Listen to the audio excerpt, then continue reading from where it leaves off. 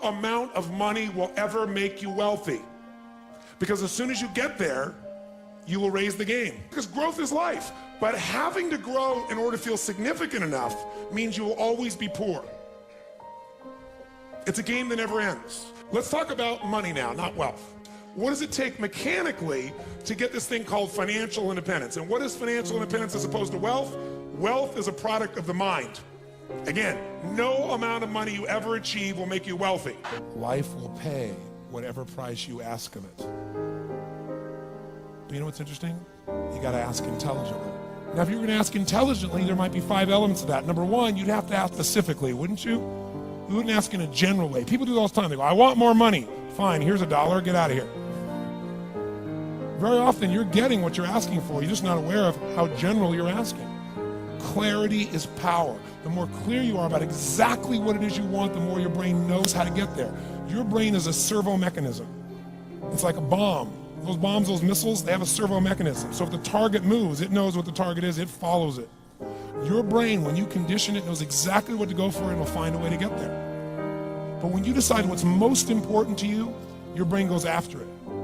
Everyone I know who's successful builds what I call an RPM plan. An RPM is built on the metaphor that the way to get from where you are to where do you want to go to the fastest is you got to build power, like in a car, RPMs.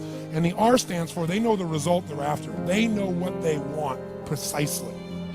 If you don't know exactly what you want, or you let yourself get beyond that into something general, you're not going to achieve it. We all have goals. The problem, as I've said before in this program, is that we're unconscious in the use of our resources. Most people's goals are to, quote, pay the lousy bills, or to get by, or to survive, or get out of debt, or make it through the day, make the relationship a little better, get a better job. In short, they're caught up in the trap of making a living rather than designing a life. Remember that our goals affect us whatever they are. If we don't consciously plant the seeds of what we want in the gardens of our minds, we'll end up with weeds.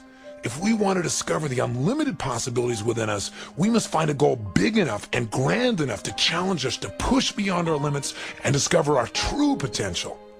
Remember that your current conditions do not reflect your ultimate potential, but rather the size and the quality of the goals upon which you're currently focusing.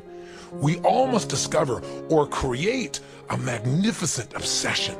Whenever you look at somebody and say, why are they more successful than anybody else?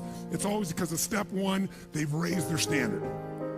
If you go back home and you want to change your life in any way, personally, professionally, or your company, as boring as it sounds, as stupid as it ain't it sounds, because even though that's not sexy, it is the only thing that creates lasting change.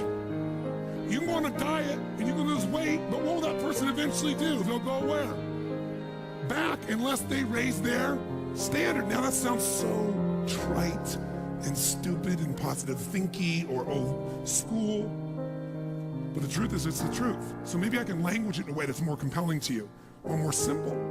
What does it mean when we say raise our standards? It means you turn your shoulds into musts. The difference in people is that they turn their shoulds into musts. The things that you used to say I should do, you do your shoulds when it's convenient, when it's comfortable, when it goes your way. But when something is a must, not to other people, but a must to you, do you find the way to get it done, yes or no? So the difference in people is what's their must, or another word for that is what's their standard. If you want a great jump in the quality of your life, an extraordinary jump in the quality of your life, you got to set yourself up to win.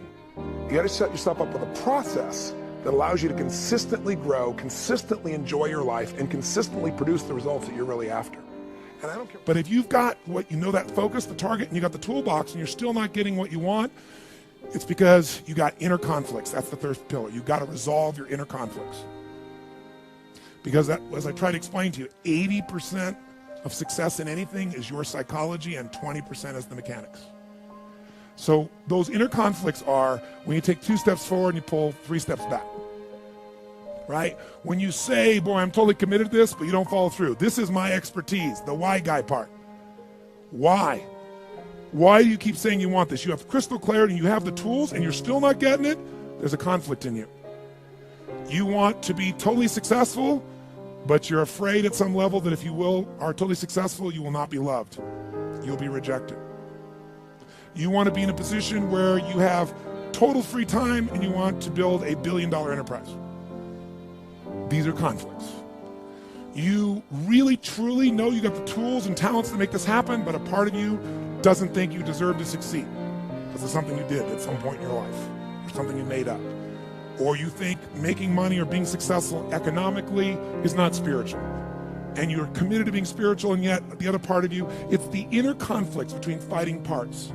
So what do we do in this third pillar? Think of it as a vault we got to unlock. Think of it as unlock and unleash. That's the third pillar. The way you unlock and unleash is you identify the conflicts.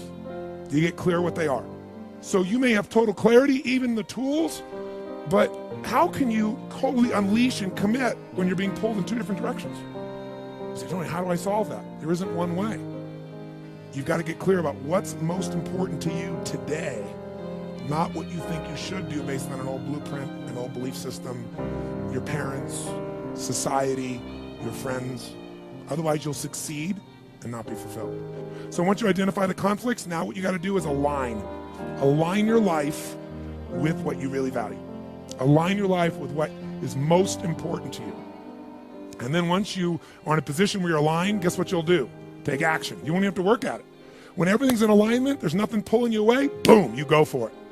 But when you say, I want a relationship, but at the same time, simultaneously, I want to be in a position where, I never have to, I only get what I want every moment, or I never have to commit to anything, then obviously you're never going to get there. That inner conflict must be resolved.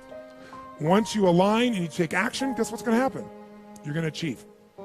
And once you achieve, you succeed. When you succeed, I'll tell you what you got to add to it. Celebrate, right? And then contribute. Pay it forward, if you will, as corny as that sounds. Pay it forward, don't pay it back. Take what you've got, what you've learned, and bring it to someone else. And if you bring it to someone else, it continues that cycle of fulfillment, of joy, of meaning in your life. Everything works. I just finished by reminding you what I think everybody knows in their heart. Nothing you get will ever make you happy. Nothing. Doesn't matter how many people respect you, how much money you have, how many things you have. We all know that. But who you become will make you very happy or very sad. And so ultimately, there's one way to test your life. In the busyness of your life, make sure you take just a few minutes to give yourself the gift of making progress every day. Because that's the one word that'll make you happy. Progress. Doesn't matter what you achieve. Feels good for how long. You got it. It's wonderful. It's exciting. You appreciate it. And then you move on. But if you're still growing, if you're not growing, you're dying. If you're making progress, if you're not where you want to be physically, but all of a sudden you took this book and you started to make some simple changes and you started to walk, move, exercise, you make a couple dietary changes, you got some energy now, and you start feeling every day, even if you're not yet to the 30 pounds you want to lose, just the momentum will make you happy. If you're in a relationship where you're settling, or you're in a relationship where you're not in a relationship and you're settling for being alone when something inside of you craves more, and this book triggers you and gives you the plan of how to finally connect and break through your own fears and connect with people and light them up the way you really want to, just even before you're there, just the progress will light you up. And we all have to keep growing to feel that alive. So whether it be progress in your business, progress in your body, progress in your energy, your relationship, your kids, your finances, your career, I don't care what it is, that's what my life's about. So my heartfelt wish for you is this video becomes a trigger for more progress. And that out of that progress, you'll have things that you enjoy in your life that you'll now be able to give to other people too.